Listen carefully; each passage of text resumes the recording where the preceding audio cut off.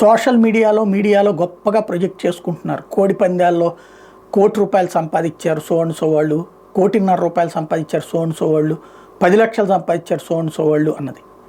Income tax department loss అయిన వాళ్ళని గురించి పట్టించుకోదు. ఎవరైతే ఆ పందాల్లో కోల్పోయారో వాళ్ళని పట్టించుకోదు. కానీ పందెంలో సంపాదించుకున్న వాళ్ళ మీద దృష్టి సారిస్తుంది. ఇప్పుడు ఆ డబ్బులు సంపాదించుకున్న వాళ్ళు బ్యాంక్ అకౌంట్లో చూపెడతారా లేదా?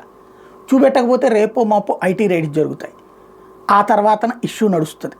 ఎందుకు అంటే ఓపెన్గా ఫోటోలతో సహా, పేరు, ఊరు, ఫోటోలతో సహా పేపర్లలో, టీవీలలో, సోషల్ మీడియాలో వచ్చినాయి. ఎంతెంత లక్షలు సంపాదించారు, ఎంతెంత కోట్లు సంపాదించారు అన్నట్టు.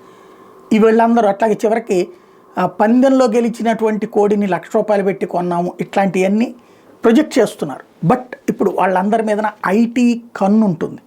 అది రాబోయే రోజుల్లో తేలుతుంది.